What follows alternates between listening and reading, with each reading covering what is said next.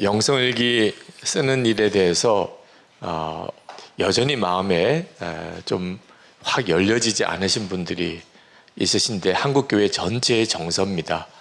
실제로 주님과 이렇게 친밀한 어떤 관계를 맺는 사람이 극히 적기 때문에 그렇습니다. 아주 훌륭하고 또 정말 존경이 되는 그런 분들이 계십니다. 정말 수도원적인 영성을 가지고 계신 분들. 그래서 어떤 분이 저에게 충고하기를, 목사님 그 예수님과 친밀히 동행하려고 하시는 것은 너무 귀한데 그러려면 컬럼도 쓰지 마시고 세미나 같은 것도 하지 마시고 정말 기도원에 올라가셔서 주님 바라보시면서 깊이 주님을 바라보세요, 이렇게 충고해 주시는 분이 계셨어요. 충분히 그분의 말씀 충고가 귀하다고 생각이 듭니다. 맨 지금까지 그렇게 되었기 때문에요. 그런데 사실 한번 생각해 보셔야 합니다. 우리 기독교는 절대로 어떤 도인의 종교가 아닙니다. 초인의 종교도 아닙니다. 기독교, 우리 개신교에는 성자 개념이 없습니다. 캐톨릭에는 성자 개념이 있어서 교인도 아주 구분되죠. 아주 성자 같은 사람이 있을 수 있고, 그리고 대부분은 그렇지 못하다, 이런 이해를 가지고 있는데 우리도 어느 순간에 그렇게 생각하는 것 같아요. 손양원 목사님 같은 분은 아주 특별한 분이고 그게 어떻게 일반적인 교인이 되겠어요? 이런 생각을 가지고 있는 거예요.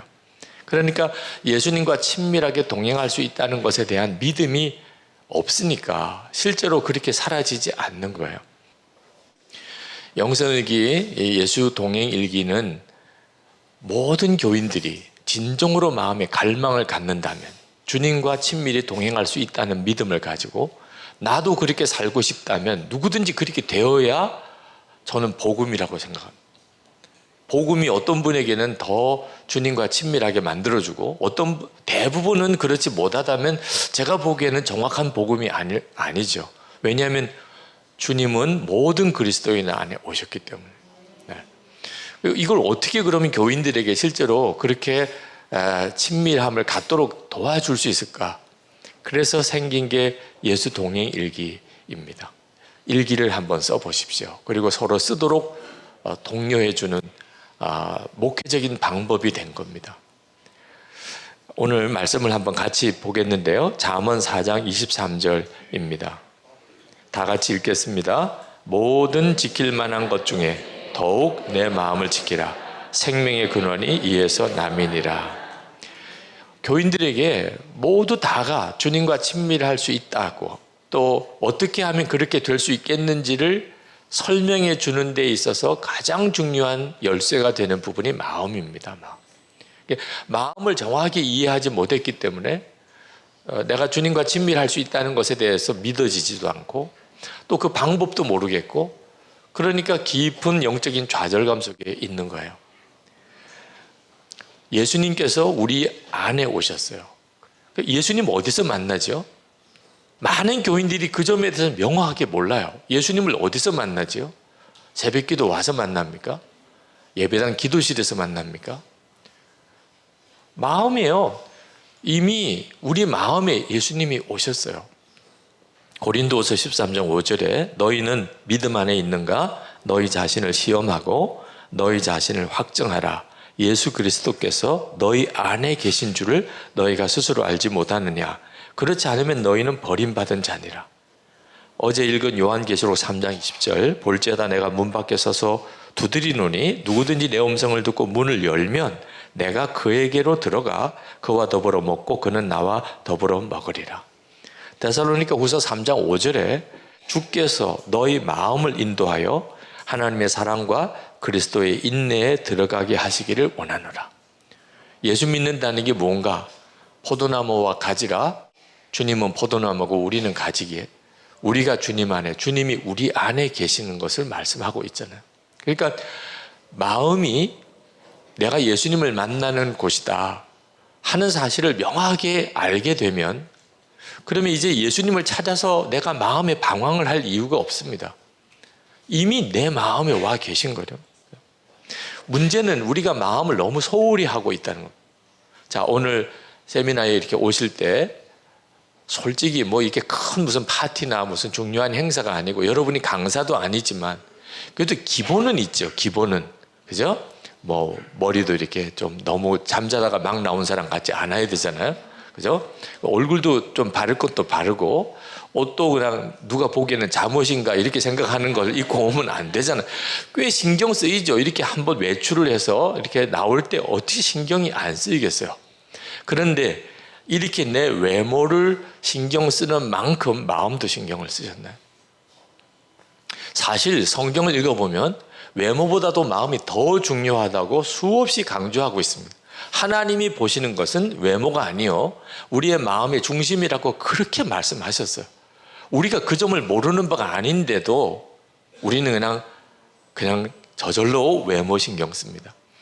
심지어 마음은요, 아마 이 시간에 서로 마음을 열어볼 수 있다면 아마 기절초풍할 분도 앉아 계실 수도 있어요. 전혀 관리 안 해요.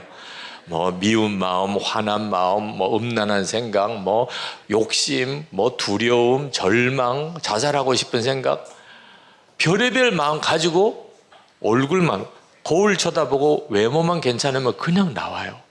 예배드리도 나오고. 이렇게 되어지는 것이 문제라는 거예요. 제가 교인들을 본의 아니게 참 속이고 살았어요. 정말 본의가 아니에요. 제가 착하게 생긴 것 때문에 착한 줄 아는 거예요, 저를. 그래서 교인들이 저를 보면 교회 이름하고 딱 맞대. 절대로 그게 아니에요. 저 때문에 이름이 그렇게 정해진 거 절대 아닙니다. 그런데도 사람들이 그렇게 말하는 이유는 순전히 제가 착하게 생긴 것 때문에. 여러분, 착하게 생긴 거하고 사람이 착한 거하고는 완전히 다른 거예요.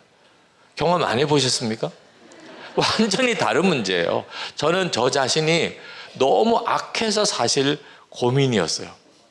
교인들은 저를 보면 좋은 목사처럼 보는데 자기는 자기가 알잖아요.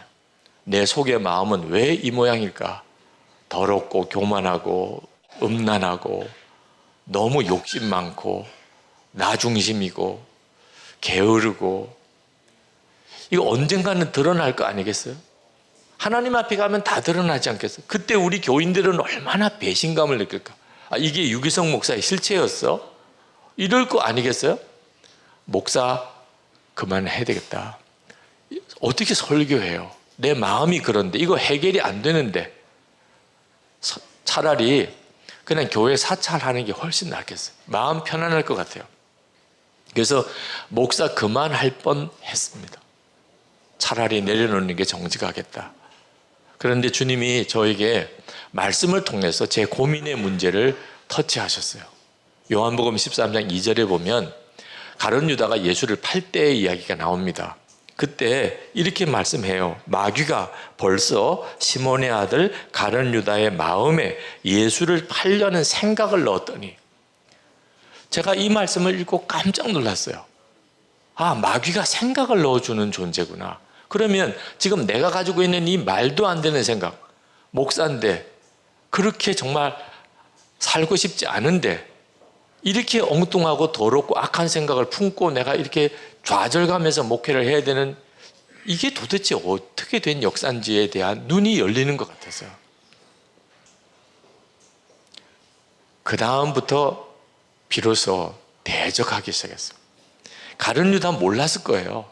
마귀가 예수를 팔려는 생각을 넣어준 줄 가룟 유다가 알았다면 가룟 유다는 절대 그렇게 안 했을 겁니다. 몰랐으니까. 그게 제 문제더라고요. 그래서 그때부터 정말 말도 안 되는 생각이 말도 안 되는 상황에서 내 마음속에 떠오를 때 대적하기 시작했어요. 그전에는 고민만 했어요. 괴로워하고 숨기고. 근데 그때부터 사탄아, 내게 그런 생각 주지 마. 내게서 떠나가. 대적하기 시작하고 난 다음부터 제 마음과 생각에 놀라운 견고함이 생겼어요. 여러분도 끔찍한 생각, 정말 말도 안 되는 생각, 부부 사이에도 말 못해요. 내가 그런 생각을 했었다는 거예요. 부모 자녀 사이에도 말 못하는 그런 생각으로 인해서 좌절하고 낙망한 적 없습니까? 솔직히 죽고 싶은 생각, 죽이고 싶은 생각 가져본 적 없나요? 네. 어느 목사님 하나님 앞에 기도할 때, 하나님, 제가 이 교회 은퇴할 때 정말 나 힘들게 한 사람 5사람은 이야기하고 은퇴하게 해주세요. 하나님의 허락을 안 해주시더래요. 3사람만 그러면, 하나님 3사람만. 사실 우리가 목회하면서 사람 때문에 엄청 마음이 시달리고 힘들잖아요. 네. 이 생각이 드러나면 끔찍하잖아요. 내가 누구 때문에 힘들었다 말하는 순간에 일단 그는 정말 큰 문제에 부딪히는 거죠. 네, 이제는 알아야 돼요. 이것이 어떻게 해서 일어난 것인지. 우리는 우리 마음이 중요한 걸 별로 몰라요. 이해가 안 될 정도로 몰라요. 그런데 마귀는 알아요. 마귀는 우리가 예수님을 마음에서 만난다는 것을 너무나 잘 아니까 먼저 우리 마음을 사로잡는 겁니다. 바리새인들이 그렇게 외적으로 경건했는데도 예수님 보시기에는 독사의 자식. 왜? 그 마음을 딱 보니까. 요한복음 5장 42절, 하나님을 사랑하는 것이 너희 속에 없음을 알았노라. 너희 속에. 저 중요한 거는 우리 마음 속에 무엇이 있느냐 하는 겁니다. 아나니아와 삽비라 부부가, 베드로가 말했죠. 사도행전 5장 3절에 아나니아야 어찌하여 사탄이 내 마음에 가득하여. 그리고 4절 중간에 어찌하여 이 일을 내 마음에 두었느냐. 마귀가 주는 생각을 품어버리는 거예요. 많은 사람들이 숨겨버리는 거예요. 그러니까 이게 숨기는 게 품는 겁니다. 그냥 그 생각을 버리지 않고 품는 거예요. 그렇게 내 마음을 지키라 하시는 이유가 이제는 깨달아져야 돼요. 생명의 근원이 이에서 난다는 거예요. 우리의 마음에. 그 생명이 누구죠? 예수 그리스도 아닙니까? 어느 여집사님이 머리에 스카프를 쓰고 남편과 함께 기도받으러 들어오셨어요. 보니까 암 환자예요. 네. 7년 만에 다시 암 재발했어요. 무슨 마음과 정신이겠습니까? 남편의 얼굴도 흑빛이에요. 암 치료받고 항암 치료까지 받고 7년 동안 그렇게 회개 많이 했대요. 제가 그 이야기 듣는데 이분 정말 오래 못 살겠구나 그런 생각이 들어요. 무슨 죄 때문에 내가 이런 암에 걸렸을까? 하나님 용서해 주세요. 생각 안 나는 것까지 다 하나님 깨닫게 해주셔서 용서해. 이러고 7년을 살았으면 암 아닌 사람도 암 생깁니다. 그래서 제가 그 집사님께 기도만 받는다고 해결될 문제 아닐 것 같습니다. 집사님, 암이 더 커요? 예수님이 더 크세요? 지금 집사님 안에는 암도 생겼고 집사님 마음에는 예수님도 계신데 어디가 더 커요? 예수님이 더 크시대. 하여튼 우리나라 사람들은 정답 찾기에는 선수예요. 예수님이 더 크시대. 그런데 왜 지난 7년 동안 암만 묵상하고 사셨어요? 고개를 숙이고 가만히 있더라고요.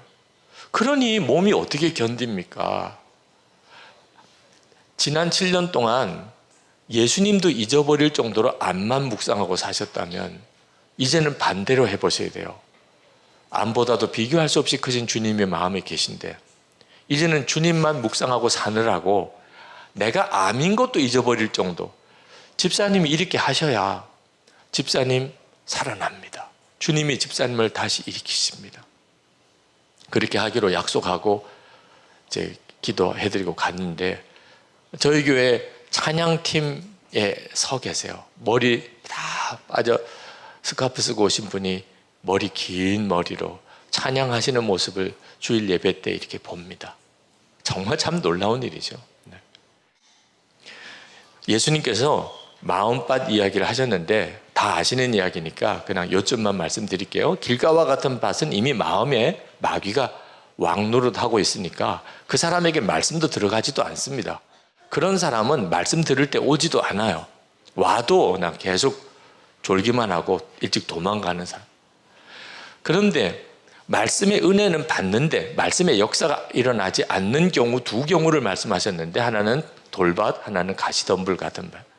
이 돌밭은 마음에 두려움이 가득한, 말씀대로 살면서 고난을 당할까 봐 두려움이 가득한, 가시덤불은 말씀대로 살면서 재정적인 어려움에 빠질까 봐 염려에 가득 찬 사람. 이 두 가지 경우를 말씀하시면서 이런 경우는 은혜는 받는데 말씀의 역사는 전혀 안 일어난다는 거예요. 자, 이 말씀이 진짜 주님의 말씀이라면 우리는 마음에 두려움이 생기거나 염려가 생기면 빨리 해결해야 됩니다. 이보다도 더 큰 문제가 어디 있어요? 두려움과 염려가 있으면 말씀을 들어도 아무 역사가 안 나타난다니까. 그런데 참 안타깝게도 두려움과 염려를 어쩔 수 없는 일처럼 그냥 가지고 있어요. 이 두려움과 염려를 마음에 품고 있다는 게 얼마나 심각한 문제를 일으키는지 큰 문제 아닌 것 같아요. 그게 무슨 뭐 살인죄예요, 뭐 강도짓이에요, 무슨 음란죄예요. 두려워하고 염려하는 마음이 내 속에 있는 게 무슨 큰 죄예요? 아닙니다. 여러분, 이 컵에 담긴 물, 제가 말씀을 전하다가 혹시 목이 말라서 이 물을 마신다고 합시다. 그리고 내려놔요. 별 문제 아니죠? 이 컵, 물 들어있는 이 컵이 뭐 무거우면 얼마나 무겁겠어요. 그런데 한번 이렇게 생각해 보세요. 제가 이 컵을 강의하는 내내 들고 있다고. 여러분이 짜증날 거예요. 여러분이. 아니, 목사님 저거 좀 내려놓지. 보기만 해도 그냥 너무 힘들어. 아니, 실제로 제가 이걸 계속 들고 있다면요, 한 5분쯤 지나고 10분쯤 지나면 팔이 막 아파오기 시작합니다. 제가 하루 종일 지금 이 컵을 들고 다닌다고 생각해 보세요. 저녁이면 진짜 어깨에 엄청난 무리가 올 거예요. 하루 동안도 이 자그마한 컵 하나 하루 동안 들고 다니는 것도 이 정도로 어렵다면 마음의 두려움과 염려를 한 달, 두 달, 6개월, 1년을 품고 있으면 어떤 일이 벌어지겠냐 말이에요. 절대로 작은 거 아닙니다. 두려움, 염려 절대 그걸 품고 사니까 못 견디는 거예요. 우리 자신이. 예수님 바라보자, 항상 주님 생각하자, 그게 뭐 큰일 같이 생각이 듭니까? 그래서 별 관심을 안 갖는 분들도 계세요. 그런데 계속 내 마음에 주님을 생각하면서 한 달을 살고 6개월을 살고 1년을 산다고 생각해 보세요.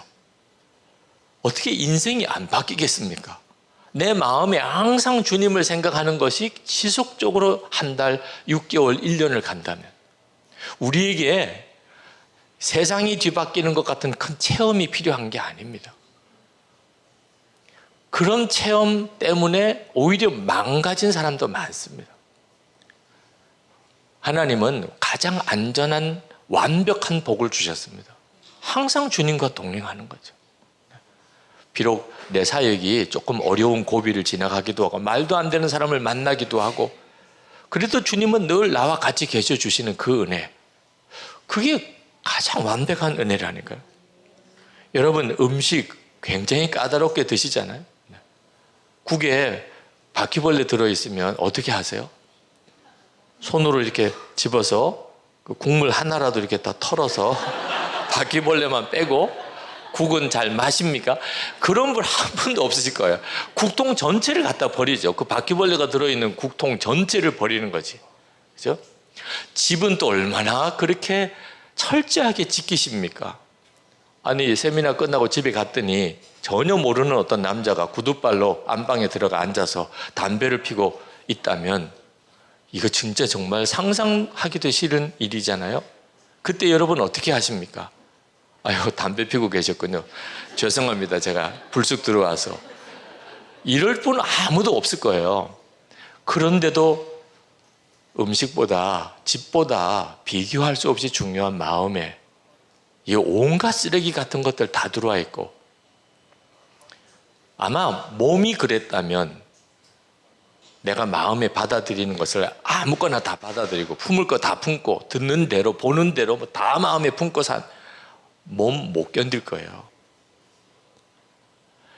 진짜 무서운 게 내 마음속에 들어와서 앉아 있는데도 그걸 내쫓을 생각을 안 하니 그냥 괴롭다는 거예요. 마음이 너무 심란하대. 아니, 그러고 넘길 문제가 아니잖아요. 지금 예수님을 마음에 영접했다는 것은 항상 주님을 생각하고 있다는 뜻입니다. 여러분, 여러분의 마음에 누가 들어왔다면 무슨 뜻이에요? 여러분 결혼하실 때 어떤 자매가 마음에 들어왔어요. 하루 종일 그 자매만 생각한다, 그런 뜻이죠. 네. 어느 날 어느 형제가 마음에 들어왔어요. 하루 종일 그 형제만 생각나는 거예요. 그게 바로 마음에 누군가가 들어왔다는 거잖아요. 애를 낳고 보니까 내 마음에 아이가 들어왔어요. 우리 아이가. 그러니 이런 세미나에 앉아 있어도 아이 생각만 나는 거죠. 자, 예수님을 영접한 게 맞다면 그럼 뭘 뜻하는 거예요? 항상 예수님 생각하고 있다는 걸 말하는 거죠. 그 점에 대해서 내가 정말 정직한가에 대한 마음을 여러분이 점검해야 합니다. 마귀가 이걸 못하게 하는 거예요. 고린도후서 4장 4절에 보면 그 중에 이 세상의 신이 믿지 아니하는 자들의 마음을 혼미하게 하여 그리스도의 영광의 복음의 광채가 비치지 못하게 함이니 그리스도는 하나님의 형상이니라. 자, 마귀가 하는 일이 우리의 마음을 혼미하게 해서 그리스도의 복음의 영광의 광채가 비치지 못하게 하려. 자, 그리스도의 영광의 광채가 얼마나 빛나는 것일까요? 우리는 이론적으로는 알고 있습니다. 햇빛보다도 훨씬 강력한 빛. 사도 바울이 순간에 눈이 멀어버린 그런 강력한 영광의 빛이, 그 빛 자체이신 주님이 내 안에 오셨어요. 그런데 우리는 그 빛을 몰라요. 어떻게 이런 일이 있을 수 있죠? 지금 이 홀 안에 전등으로 환합니다. 그래도 손바닥으로 눈만 가려보세요. 깜깜하죠? 바깥에 나가서 오늘 햇빛이 참 좋은데 그 햇빛 눈 하나만 딱 가리면 그냥 깜깜해지잖아요. 지금 현재 우리의 마음의 심령의 상태입니다. 마귀가 내 마음만 혼미하게 해버리면 주 예수님을 모시고 살면서도 그 복음의 영광의 광채를 전혀 알지 못하고 산다니까. 결국은 우리 마음 안에 내가 도대체 이 분별을 잘 해야 하는 겁니다. 마귀에 의해서 내가 눈이 가리고 있는 거 아닌가. 마귀의 목적은 딱 하나입니다. 딱 하나밖에 없어요. 예수님만 바라보지 마. 이게 우리에게는 가장 중요한 문제고 결정적인 일이니까 마귀가 그것만 하지 마. 나머지는 다 허락해요. 어떤 거? 목회 열심히 하는 거. 아, 해봐. 교회가 자꾸 부흥돼요. 교회는 자꾸 늘어나요. 이건 뭐 완전히 흥분 상태에 빠져 있습니다. 계속해. 예수님만 생각하지 마. 예배 드릴 때도 예수님 생각이 안 나요. 누가 왔나? 얼마나 왔나? 성가대 잘하나? 안내는 제대로 섰나? 설교에 다 듣고 있나? 조는 사람은 없나? 하여튼 예배 드리는 내내 교회 어떻든지 성정하고 이번 주는 다 지난주보다 많이 와야 되고 주님만 생각 안 해요. 입으로는 계속 주님을 전하면서도 당신은 주님을 생각 안 해요. 그렇게 신학 공부 열심히 하시는 교수님 얼마든지 하게 해요. 얼마든지. 이것도 해야 되고 저것도 공부해야 되고 이 책도 읽어야 되고 사역 열심히 하시는 선교사님 선교 현장에서의 사역이 막 확장되면 얼마나 흥분돼요. 얼마든지. 그랬던 분들이 한순간에 무너지는 일은 도대체 어떻게 설명을 해야 됩니까? 목회를 해도 그렇게 정말 성공적으로 잘 하신 것 같고 그냥 교수가 아무나 됩니까? 그렇게 선교 사역 열심히 하시던 그런 분들이 어떻게 한순간에 무너지냐 말이에요. 주님과 함께 하는 것에 대해 눈이 안 뜨인 사람 어떻게 할 수가 없어요. 네. 이 세상적으로 성공이 되고 나면요 그러면 속에는 더 공허해진다고 그래요. 진짜 주님을 만나지 못한 사람은 감당을 못합니다. 이 세상의 성공을. 그래서 설교에 큰 은혜를 끼치고 그날 밤에 무너지는 부흥사들이 많아요. 막 엄청난 역사가 일어났어요. 막 아멘 소리도 뜨겁고 손을 얹으면 사람들이 쓰러지고 병자가 고침받고 엄청난 역사가 일어났어요. 다 끝났어요. 오늘 저녁에 이제 다 끝나고 갑자기 허탈해지는 거예요. 이 능력과 은사 가지고 사람은 진정한 기쁨을 누리지 못합니다. 마귀가 그렇게 하려고 하는 거예요. 주님만 바라보지 마. 예수님만 바라보지 마. 스캔들을 일으키는 많은 분들 그래서 그렇게 되는 거죠. 그 마음에 주님을 바라보는 눈이 딱 가려버리니까 그렇게 순간에 무너지는 거예요. 자, 그러면 어떻게 하면 마음을 지킬 수 있을까? 그래서 예수 동행 일기를 쓰는 겁니다. 쓰고 나누라고 하는 거예요. 쓰고 나누라.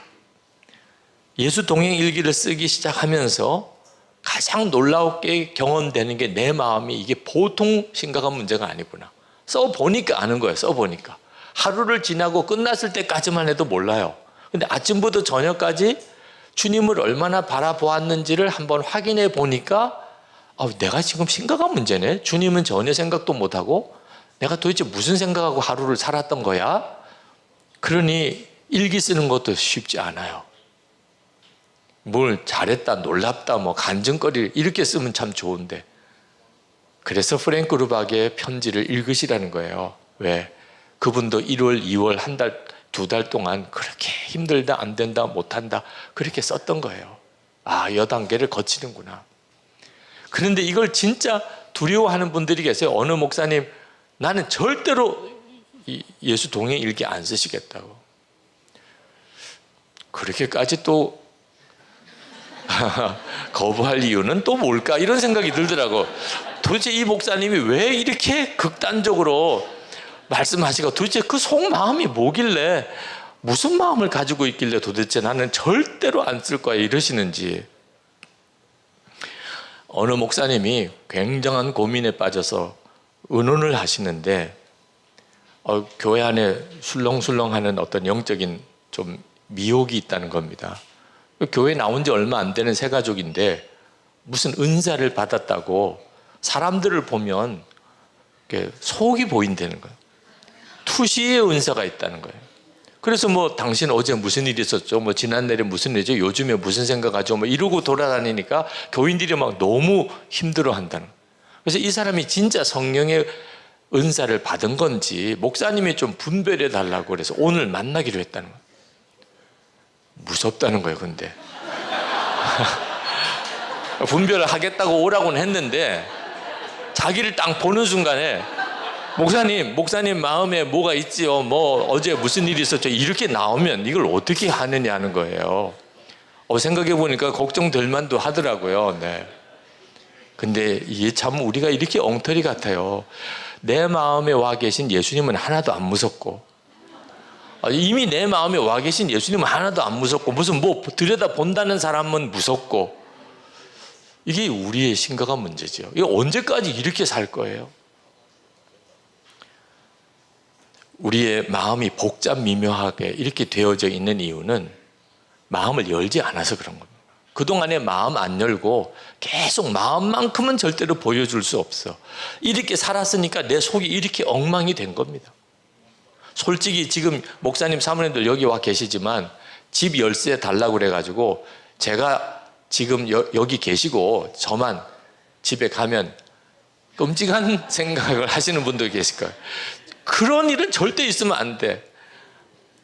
미리 제가 오늘 목사님 집에 방문할 겁니다. 그러니 오시면 열쇠를 저에게 주세요. 요랬다면 아마 오늘 아침에 아무리 바빠도 정리할 거 정리하고 강사 목사님 우리 집에 오신대 하다못해 교회 사찰 집사님이 집에 와서 뭐 고친다고 하더라도 치울 건 치워야지 설거지도 하고 우리 사모님 깔끔하게 하고 사시네 이렇게 보여야 하지 않을까 이런 생각이 들잖아요. 누가 내 집에 온다고 생각하니까 그때부터 정리가 되는 거잖아요. 내가 마음을 열겠다고 생각하니까 내 마음을 이렇게 두면 안 되겠다 그렇게 되는 거죠. 저는 예수 동행일기를 쓰면서 매일 저녁에 영적으로도 샤워를 하는 것 같아요. 샤워하고 자지만 몸을 씻지만 영적으로도 영성일기를 쓰면서 오늘 하루 내가 마음과 생각에는 문제가 없었으며 주님과 동행에는 오늘 이상이 없었는지를 한번 이렇게 점검하면서 그날을 정리해요. 어떤 분들은 그래요. 일기를 공개하라고 그랬더니 목사님 도무지 이게 공개해서는 안 될 내용들까지 어떻게 다 공개하고 삽니까? 영성일기는 이 예수 동행일기는 내가 오늘 누구랑 싸웠다, 무슨 큰 죄를 지었다, 이런 것을 미주알 고주알 다 써서 나누라는 게 아닙니다. 내가 얼마나 예수님을 바라보고 살았는지를 점검하는 것뿐이에요. 그러니까 사실 구체적인 사람의 실명을 거론하거나 무슨 사건을 이야기해서는 안 될 상황이 있죠. 이 공개하면 안 되는 문제가 있죠. 우리 주님이 그걸 모르실까요?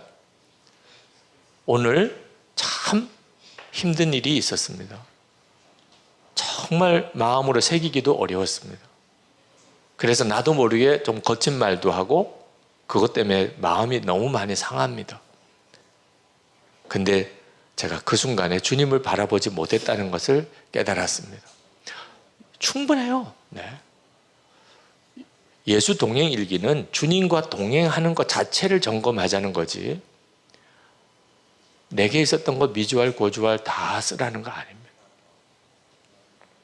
때때로 마귀가 주는 생각을 내 생각인 것처럼 말해버리는 사람이 있어요. 자기는 뒤끝이 없대. 네. 자기는 솔직하대.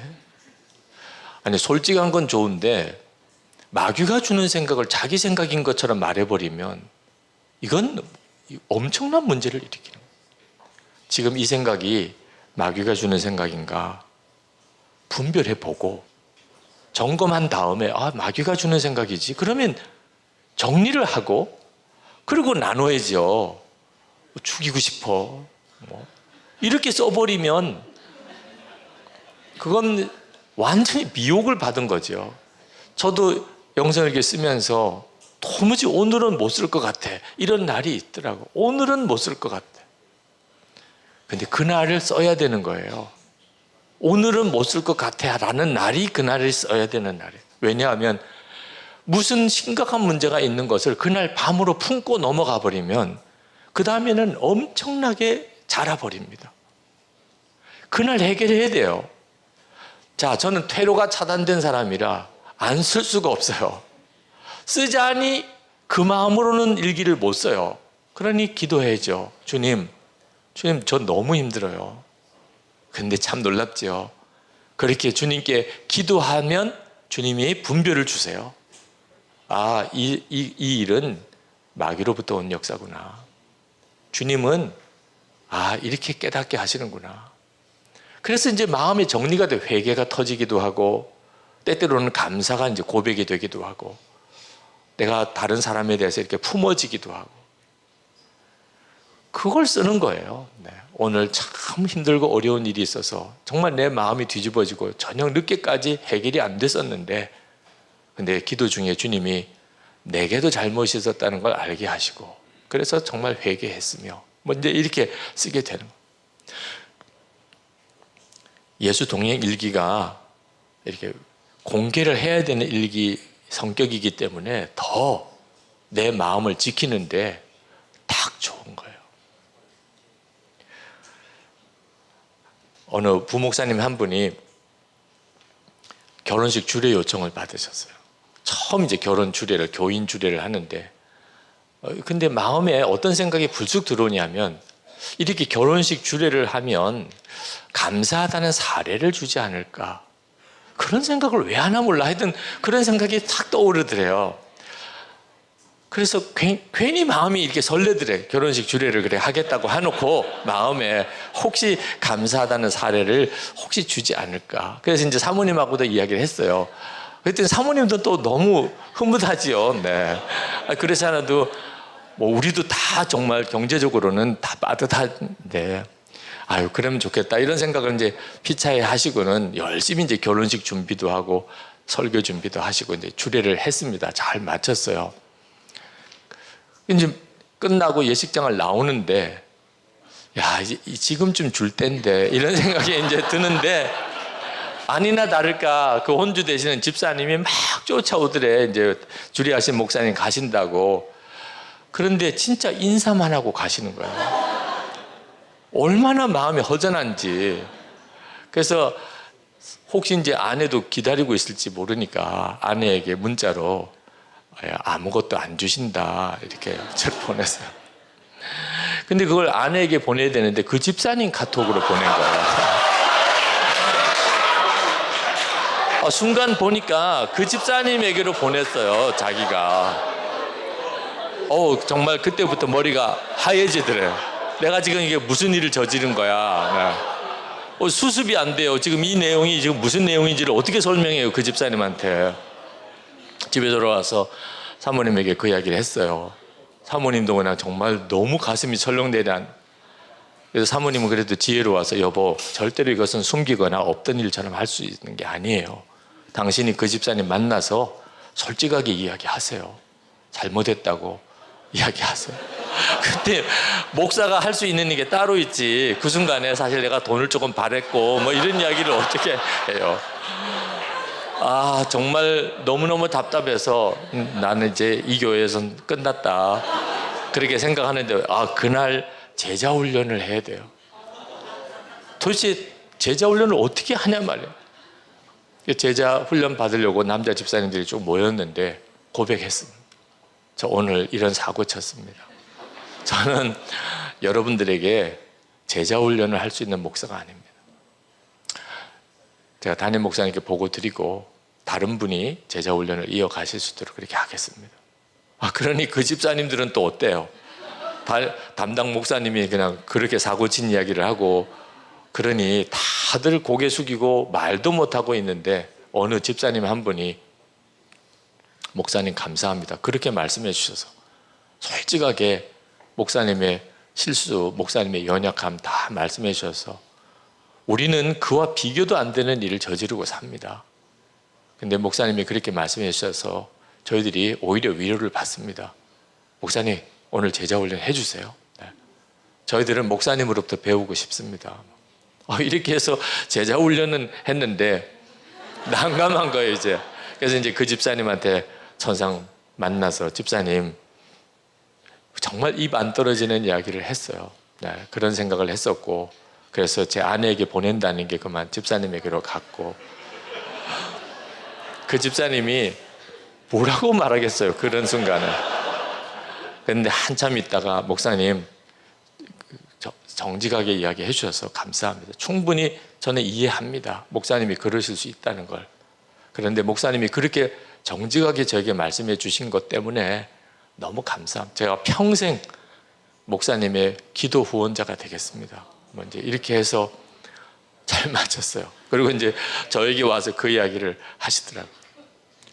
자, 마음을 열고 산다는 일이 진짜 어려운 일인 것 같은데 상상이 안 될 정도로 사실 고통스러울 수도 있어요. 그런데 아셔야 돼요. 그게 사는 길이에요. 저희 교회 목사님들 사이에 분위기를 잠깐 말씀드리려고 한 거예요. 매일 예수 동행일기를 서로 쓰면서 지내다 보니까 부부 사이에 아이들의 문제, 또 이제 교우들과의 관계, 무너지기도 하고 힘들기도 했던 내용들 서로 이렇게 고백을 하면서 하나님이 우리 가운데 하시는 일은 우리가 마귀에게 넘어지지 않게 하는 것. 마음이 완전히 마귀에게 뺏기지 않게 하는 거죠. 마음을 지키는 일을 하는 거예요. 어느 목사님이 이 음란죄에 빠져서 상담을 오셨어요. 6살 때 그가 동네 아저씨한테 성폭행을 당하고 그리고 이제 음란의 영에 사로잡히게 됐다는 겁니다. 근데 멀쩡한 목사님이신데 그래 음란물에 완전히 매여 살았어요. 근데 이제는 더 이상 이렇게 살면 안 되겠다고 생각이 들어요. 그래서 교인들 앞에 이걸 고백하겠다고. 교인들이 나를 떠나라고 하면 떠날 각오도 하고. 그러나 제가 다시는 이제 이 일에 빠지지 않기 위해서 여러분들의 기도가 필요합니다. 이제 이렇게 고백을 하겠다는 거예요. 제가 목사님 진짜 떠날 각오하시고 하세요. 떠날 각오하시고 그렇게 이야기하면 교인들이 잘 받아줄 거다. 이런 기대를 가지고는 하지 마세요. 교인들이 안 받아주면 난 그냥 떠난다. 그러고 할 수 있다면 하세요. 그리고 그건 하나님의 역사 같으네요. 근데 그때 그 목사님이 갑자기 그런데 목사님 제가 그렇게까지 이야기를 했는데 여전히 다시 또 음란물에 빠지면 어떻게 하나요? 이렇게 이야기하시는 거예요. 사실 우리가 다 그런 고민을 가지고 있죠. 교인들에게까지 다 이야기하고 고백하고 이제 뭐 교인들도 다 그 점을 받아주고 기도도 해주고 뭐 이렇게까지 했는데 또 음란물에 빠지면 어떡하나요? 제가 그때 알았어요. 목사님의 진짜 문제는 그냥 마음이 괴로운 정도에 그치고 있다. 이 음란죄에 빠지는 게 얼마나 무서운 건지를 아직 목사님은 진짜 모르시고 계시겠어요. 그러면서 최근에 이제 그 추문으로 인해서 완전히 파탄이 난 목사님의 케이스를 이야기했어요. 굉장히 유명하고 잘 알려지신 분인데 그 목사님은 마음에 목사님 같은 이런 갈등이 없었을까요? 수도 없이 갈등하셨을 거예요. 성령의 근심이 있었을 겁니다. 그런데 결국은 다른 사람에 의해서 자기가 피해를 준 사람에 의해서 그 문제가 폭로됨으로 인하여 완전히 가정 파탄에 사역 다 파탄. 아마 그 목사님의 영혼은 구원받을 수 있을지 모르겠어요. 진심으로 회개하고 하나님 앞에 갈 때까지 정말 회개했다면 그 죄로 인해서 그가 지옥에 가지는 않을 수도 있겠지만 이 끔찍한 일은 참 너무 안타깝잖아요. 목사님이 저지르고 있는 그 음란한 일이 얼마나 무서운 결과를 가져오는지를 목사님이 아직도 모르니까 다시 돌아가면 어떻게 되나는 생각까지 하는 겁니다. 이건 진짜 파멸이에요. 그랬더니 그분이 비로소 목사님 알겠어요. 제가 왜 아직도 미련을 두고 있는지, 여전히 음란에 대한 미련을 제가 두고 있는 거, 제가 아직도 진짜를 눈뜨지 못했군요. 여러분, 우리 마음이 어떤 상태가 되는지 하늘과 땅 차이예요. 주님과 온전히 교제하고 나가기 시작하면요, 작은 죄가 없어요. 작은 죄가. 그런데 영적으로 둔감해지기 시작하면요, 심각한 큰 죄도 아무렇지도 않게 여겨져요. 그러니 이게 마음을 계속 열고 사는 일이 얼마나 중요한지 모릅니다. 그리고 우리가 목회하면서 정말 붙잡아야 될 게 예수님의 마음입니다. 예수님은. 우리 감리교회에 전도 참 열심히 하시는 젊은 목사님 한 분이 계신데, 어느 날 이제 그 동네에 알코올 중독자 전도 신방을 가실 때 이야기를 하셨어요. 그 교인들 전도대원들하고 같이 그 집에 전도 신방을 가는데, 그날따라 일이 너무 많아서 너무 피곤한 상태에 저녁에 전도를 나가려고 하다 보니 솔직히 마음으로는 그 사람이 집에 없었으면 좋겠다 이런 생각이 들더래요. 전도 나가면서 그 사람은 집에 없었으면. 왜냐하면 한 번 붙잡히면 서너 시간 술주정을 들어줘야 돼. 그 영혼을 구원하려고 하는 마음으로 가기는 가지만 이건 그날따라 너무 마음에 부담이 되는 거예요. 전도대원들이 또 다 모였기 때문에 안 갈 수는 없고 갔는데 집에 사람이 없는 거예요. 그 목사님 마음이 얼마나 기쁜지, 와, 오늘 일찍 집에 들어가겠구나. 근데 전도대원들은 너무 안타까운 거예요. 한 번 두들겨보고 끝날 문제가 아니에요. 그래서 또 두들겼죠. 없어요. 또 두들겼어요. 없어요. 전도대원들은 더 안타까워요. 이만하면은 안 계시다고 포기할 것 같은데 계속 더 두들겨 보라는 식의 이제 얼굴 표정이니 우리 7번까지 해봅시다. 마지막 7번째는 진짜 없었으면 좋겠다는 간절한 기도까지 나올 정도 였었다고 그러시는데 안 계신 거예요. 그러니 어떡합니까? 그 집 앞에서 전도대원들하고 같이 이제 그 영혼을 위해서 기도하고 그냥 그날 이제 집으로 일찍 돌아오셨어요. 편안하게 그날 저녁에 쉬고 그 다음날 새벽 기도를 가셨어요. 그때까지도 별 생각이 없었는데 새벽 기도 때 갑자기 주님의 말씀이 임했어요. 이놈아, 넌 어떻게 목사의 마음으로 전도하냐? 내 마음으로 해야지. 처음에는 그게 무슨 말인지 못 알아들었대요. 이게 지금 무슨 말씀이지?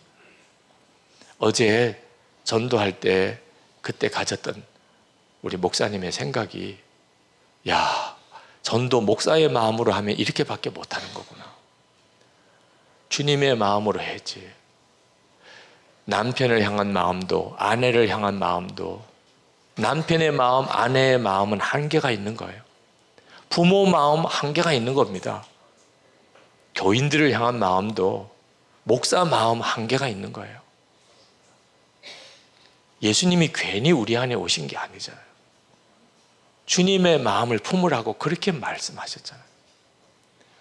예수 동행 일기를 그렇게 해서 쓰자고 하는 겁니다.